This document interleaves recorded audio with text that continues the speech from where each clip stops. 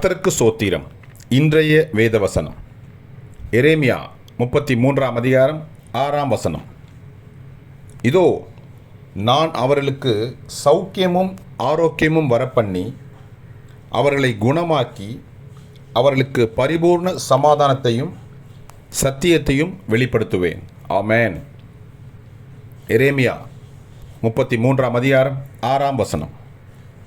இதோ நான் அவர்களுக்கு சௌக்கியமும் ஆரோக்கியமும் வரப்பண்ணி அவர்களை குணமாக்கி அவர்களுக்கு பரிபூர்ண சமாதானத்தையும் சத்தியத்தையும் வெளிப்படுத்துவேன்.